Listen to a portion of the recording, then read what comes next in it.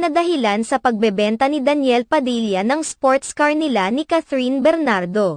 Naging mainit na usapin sa social media ang lumabas na balitang binibenta na ng kapamilya actor na si Daniel Padilla ang kanyang sports car na umano'y pinagtulungan nilang bilhin noon ng kanyang ex-girlfriend na si Catherine Bernardo. Kamakailan lamang ay nag-viral sa iba't ibang social media platforms ang posts ng mga car dealers kabilang na ang F2A Cars at Garage 8888 PH kung saan naka-for sale ang isang orange Chevrolet Stingray C7 na pagmamay-ari umano ni Daniel Padilla. Tinawag pa ng ilan na kotse umano ng Loyal ang kotse na unang na-acquire noong 2016. Nakalahad din sa post na lahat ng mga papeles ay nakapangalan kay Daniel Padilla.